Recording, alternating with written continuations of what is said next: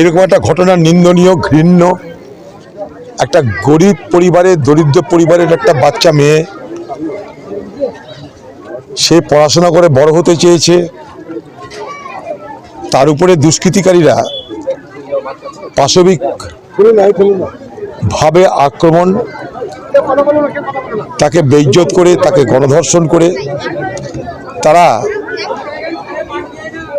এ সালারবাসীর মুখ পুড়িয়েছে, ভরতপুরের মুখ পুড়িয়েছে, সকলের মুখ পুড়িয়েছে। আমাদের সালারের যে সাধারণ মানুষ, সালারের সাধারণ মানুষরা কিন্তু কখনোই কোনো নারীকে অসম্মান করার কথা ভাবতে পারে না।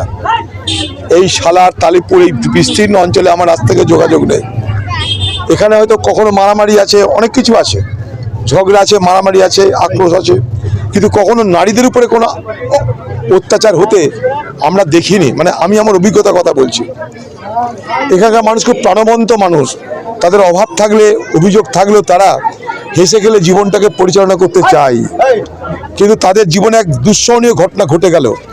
একটা গ্রাম, এমনি একটা গ্রামের মধ্যে একটা মেয়ের যদি কোনো রকমের বেইজ্জত হয়, তাকে যদি কেউ ধর্ষণ করে, তাহলে তার ভবিষ্যৎ বড় অসহনীয় হয়ে ওঠে, তার সারা জীবনটা অসহনীয় হয়ে ওঠে। একটা গরিব পরিবার, তারা তাকে বড় করবার চেষ্টা করবার আগেই তার উপরে যে আক্রমণটা হলো, তাকে যেভাবে বেইজ্জত করা হলো, ধর্ষণ করা হলো, তাতে সেই মহিলাটার ভবিষ্যৎটা বিপজ্জনক হয়ে গেল।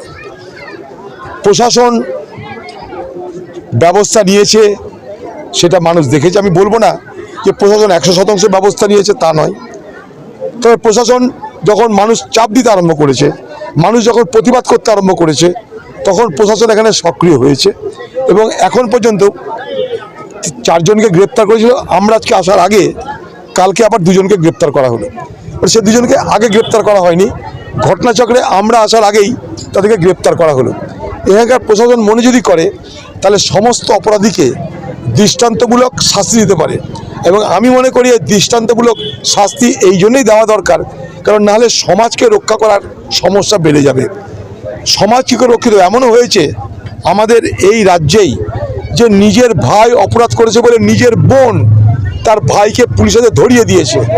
এমনও আমাদের রাজ্যে ঘটনা আছে যে নিজের ভাই অপরাধ করেছে, নিজের বোন তাকে বলেছে তুমি গ্রেপ্তার হও, কারণ তুমি না ইনসাফি করেছো।